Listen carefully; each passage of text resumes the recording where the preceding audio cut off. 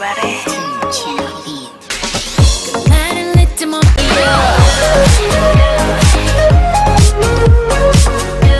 baby 날 보며 완이 웃던 너의 미소에 나 하고 설레는 데 롤리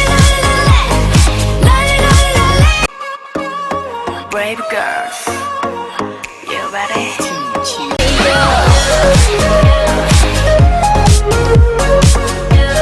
보통 너의 생각뿐이야 나도 미치겠어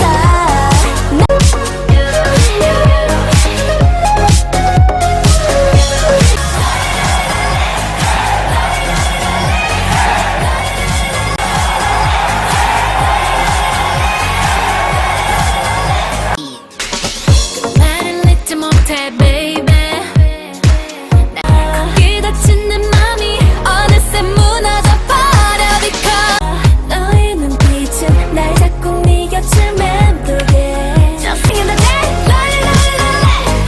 롤리 이렇게 말해줘 사랑한다고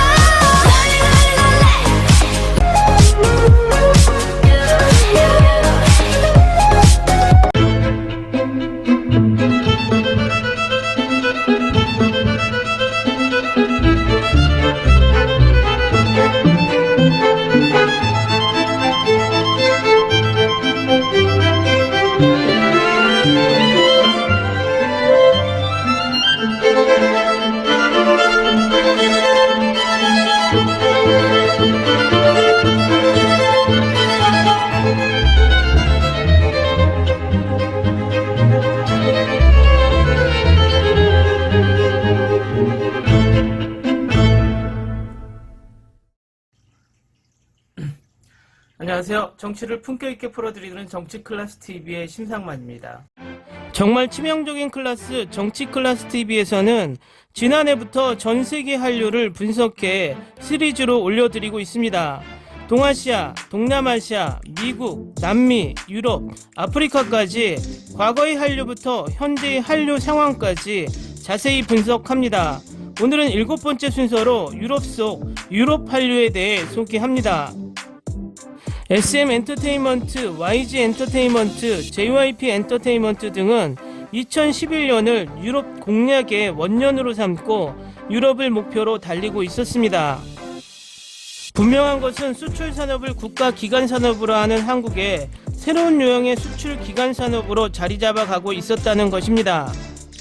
한류가 일회성 문화의 흐름으로 끝나지 않고 다른 수출 산업의 기폭제 역할을 하며 한국이라는 국가의 이미지 제고에 가장 큰 역할을 하고 있습니다.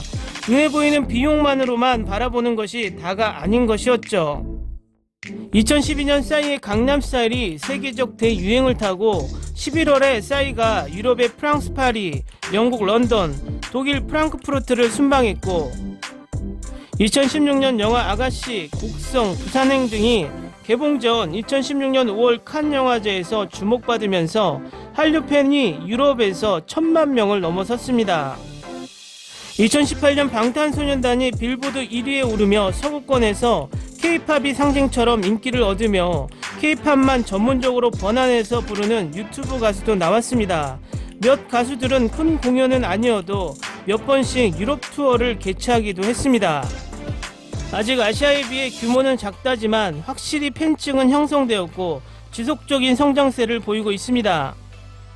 영국, 프랑스, 폴란드, 루마니아 등이 한국 문화가 제대로 자리를 잡은 나라들로 분석됩니다. 2011년 6월 10일, 11일 SM 엔터테인먼트 아이돌들의 프랑스 공연이 성황리에 종료되었습니다. 이틀간 14,000여 명의 관객들이 관람을 했고 2011년 6월 9일 10일 르몽드와 르피가로는 SM타운 라이브 월드 투어인 파리에 대한 기사를 실었습니다. 르몽드는 유럽을 덮친 한류란 제목의 기사를 실었고 르피가로는 한류가 프랑스의 르제니스를 강타하다란 타이틀의 기사를 실었습니다. 2013년 2월 9일 틴탑이 프랑스 파리의 르 트리아농에서 공연을 하였습니다. 르 트리아농은 미국의 리안나도 공연을 한 공연장이라고 합니다.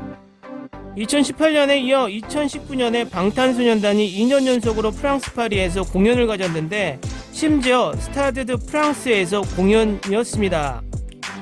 2011년 7월 26일 독일 함부르크에서 첫 한류 프레시몸이 벌어졌습니다. 이는 6월 프랑스, 폴란드, 7월에 미국, 영국에 이어 독일에서는 처음이었습니다.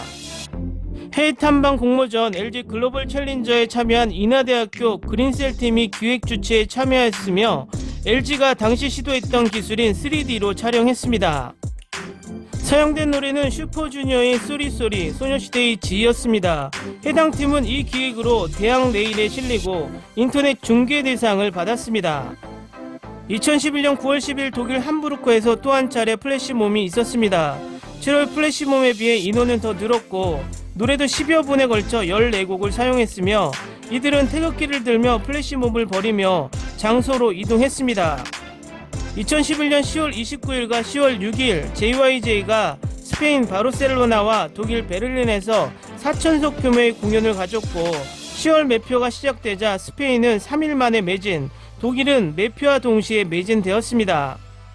2013년 10월 26일 이미자, 조용남, 2PM이 한독수교 130주년과 파독 50주년을 맞아 독일 프랑크푸르트에서 공연을 가졌습니다. 2014년 7월 27일에서 29일 방탄소년단이 독일 베를린, 스웨덴 스톡홀름의 팬미팅 투어를 하였습니다. 이 당시엔 1,500석 규모 중 1,000석 정도만 팔렸습니다. 2012년 7월 시우에 백댄서를 한 직후에 방탄소년단이 노력하던 신인 시기도 있었습니다. 2015년 10월 인피니트, 2017년 9월 G드래곤, 2018년 6월 갓세븐, 2018년 9월 지코 등 30여의 K-POP 공연이 독일 베를린을 찾았습니다. 2018년 10월 9일에서 20일 방탄소년단이 5월에 빌보드 1위에 오른 뒤 첫 유럽 투어로 영국 런던, 네덜란드 암스테르담, 독일 베를린, 프랑스 파리에서 공연을 가졌습니다. 6월에 매표가 시작되자 독일 베를린 공연의 표가 가장 단시간에 매진되었습니다.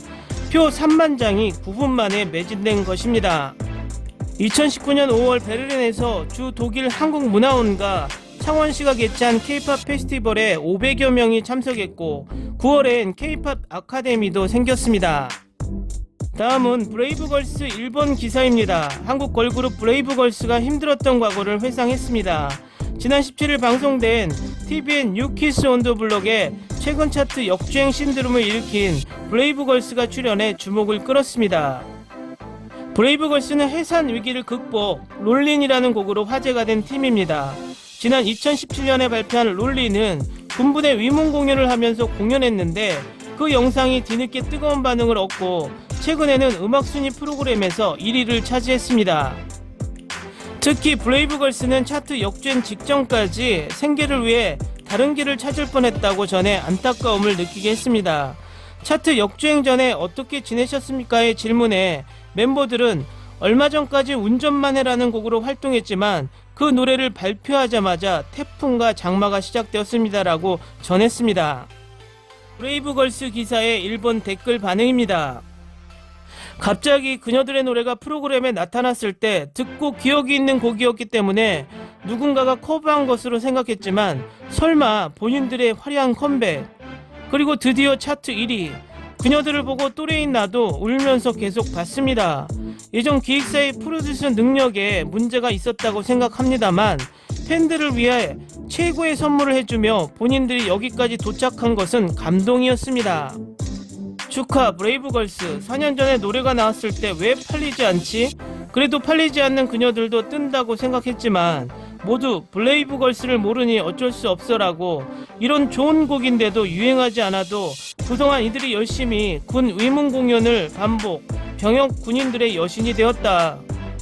병영의 공연은 힘들었겠지만 어느 동영상에서도 이들은 미소를 잃지 않고 군인들에게 큰 힘이 계속되었다. 노력은 배반하지 않는다. 이것이구나. 브레이브걸스 10년 가까이 멤버만 바뀌고 해산하지 않고, 이것은 멋진 취미로 하고 있는 여성 그룹이라는 의미이기 때문일 수도 있지만 팔리든 팔리지 않든 아무래도 좋지 않을까라고. 탄생 10년 뒤 드디어 말 그대로 용감한 그녀들이 된 것이다. 와우, K-POP의 전설이 되었습니다. 10년이 넘게 충실한 활동과 세심한 팬 서비스가 큰 결실이 되었지요. 롤리는 명곡입니다. 노래도 좋고 공연 중에 유정씨의 웃는 얼굴이 특히 좋다. 1위 축하합니다. 저는 이 노래를 좋아해서 자주 듣습니다만 유튜브에서 자주 추천으로 올라오기 때문에 2일 전에도 들었습니다. 드디어 햇빛이 눈에 비추었네요. 롤린 이 곡은 시청하거나 발매 당시 전혀 팔리지 않았지만 나 자신은 빠져 있었다. 이 곡은 명곡이잖아. 추천하는 사람도 그냥 좋네 하는 정도였었다. 그래서 왜 브레이브걸스 전혀 팔리지 않지? 브레이브 용기야 용기인데 어째서라고 의문이 들었다. 브레이브의 시대는 끝났다라는 말이 아직도 생생합니다. 있는 그대로 멋진 여자들이라고 팔리든 팔리지 않든 멋진 취미로 하고 있는 것 뿐이니까 라는 이야기까지 나왔다. 그러나 마침내 그 곡이 히트. 앞으로 많은 사람들에게 듣게 하고 싶어요. 확실히 멋진 시대는 끝났을지 모른다. 하지만 그 후 다른 노래가 많이 팔리는 것은 좋은 것이 아닐까 생각합니다. 너무나 기쁘다. 이 곡은 나왔을 때 전혀 팔리지 않았던 브레이브걸스가 드디어 히트하기 시작. 확신했는데 전혀 팔리지 않았다. 어째서 이런 익숙한 중독성 높은 곡이 팔리지 않아 라고 말하면 이제 브레이브의 시대는 끝났다라고 얘기. 물론 용감한 형제의 곡을 받은 그룹 중 일부는 이미 기적에 들어간 사람도 있고 또 K-팝도 외주 시대에 들어갔었고, 그러나 지금 생각해도 이것은 전혀 오래되지 않은 것 같은데, 그리고 흘러 묻혀가는 것이 아니라 군인들의 뜨거운 요청으로 승리, 부활, 대박 축하합니다. 팔리지 않았는데 열심히 했던 브레이브걸스, 그들의 꾸준함은 저에게 힘입니다. 시티팝 노선의 컴백 계속 듣고 있습니다. 댓글 반응 잘 보셨나요? 브레이브걸스가 처음 나왔을 때 K-팝 아이돌에서 꽤 가창력이 되는 걸그룹이 탄생했구나. 그 당시는 아마 지금의 마마무 정도 성공하지 않을까 개인적으로 생각했지만 그렇게 뜨지 못하다가 결국 뒤늦게 엄청난 빛을 보게 되는군요. 요즘 브레이브걸스를 빼놓고 K-팝 이야기를 꺼내는 것이 안 될 정도로 엄청난 인지도와 인기를 구가하고 있습니다. 군인들의 빌보드란 밀보드에서 항상 상위권에 있었다지만 쟁쟁한 K-팝 걸그룹 대전에서 뒤로 밀릴 수밖에 없다가 한 유튜버의 댓글 반응 하나로 엄청난 기적을 만들어내고 있습니다. 유럽 한류를 보면서 생각이 든 것이 2014년 당시 BTS 또한 1500석 관객석에 1000석밖에 채우지 못했던 인지도가 낮은 시절도 있었다는 것이 지금 생각해보면 상상할 수 없는 상황인 것이죠. 지성이면 감천이라는 말처럼 하늘에서 노력에 감복했는지 엄청난 노력과 실력을 키워온 BTS도 어려운 환경에서도 포기하지 않고 군 위문 공연을 다녔던 브레이브걸스도 노력 속에 빛이 있다는 교훈을 알려주는 것 같습니다. 오늘은 유럽 한류와 브레이브걸스 일본 반응을 살펴봤습니다. 내일은 미국과 캐나다, 북미 한류를 분석해 드리겠습니다. 많은 시청 부탁드립니다. 오늘은 여기까지 하겠습니다. 오늘도 강화된 사회적 거리두기 꼭 실천합시다. 여러분의 구독과 좋아요는 저에게 큰 힘이 됩니다. 항상 시청해 주셔서 고맙습니다.